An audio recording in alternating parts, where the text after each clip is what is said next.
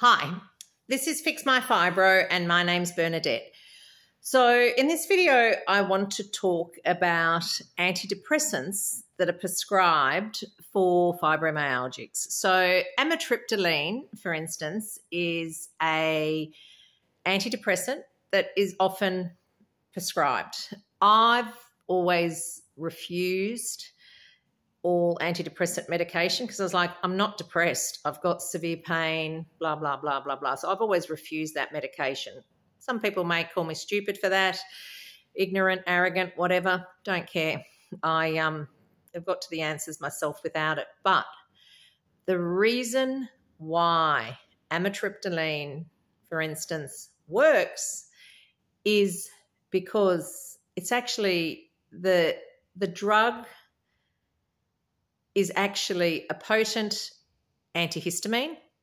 It's also a potent stabilizer of mast cells in the sense that it will stop pro-inflammatory cytokines. So remember the whole party popper video talking about your mast cells being like a party popper and all of the contents of a party popper, all that confetti and streamers that pop out, they're all your cytokines, your histamines, your prostaglandins, your interleukins, all these chemicals that are biochemical mediators in your body that cause severe symptoms. That drug will actually suppress them. So although it's not the most appropriate drug, because there are other drugs that are mast cell stabilizers and you should actually be diagnosed for a mast cell disorder, you just put on antidepressants and they have their own side effects. So a lot of you notice benefits from them because it's actually blocking and helping part of your illness. But the problem is you're not diagnosed with mast cell activation syndrome. So therefore, you're not told to eat a low histamine diet. You're not told to take diamine oxidase enzyme, which is the enzyme that processes histamines, because the minute you put extra histamine into your body through your diet, or extra histamine is, released from your mast cells when you have too much stress, when you have heat-cold changes, when you have all the triggers of fibromyalgia set off your mast cells, and even with medication, on top of it, you will have flares. So that is all I really want to say about that as a medication. It works in part.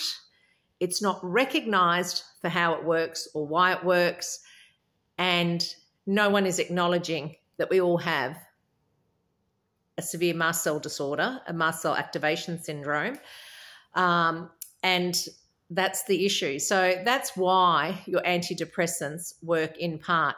But if you're not doing the rest of the picture, if you're not eating a low purine diet because of the purinergic issues, if you're not having a low histamine diet, and if you have MCAS and that causes salicylate sensitivity, if you don't have your salicylates under control, that's the minefield that you're in, and that's why you're still having symptoms, and that's why the antidepressants are not the answer. It's not an anxiety disorder.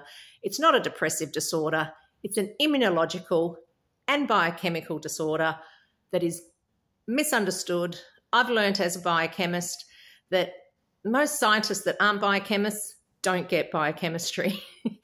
We're a select few that love biochemistry. I love biochemistry. I can't tell you how much I loved going to university and learning all of those biochemical things. I got a high distinction in biochemistry because I just love it.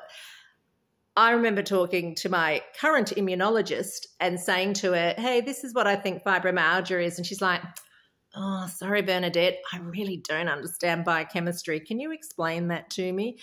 Crazy. But well, it's not crazy. It's a unique and specific science. And that's the thing, that you have to understand the mast cell activation as a biochemical and immunological process.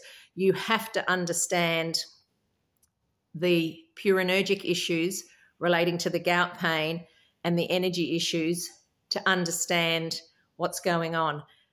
All of it's explainable. All of it can be proven. but then you need the appropriate treatment. And that's what's not happening, because guess what? You're not diagnosed accurately.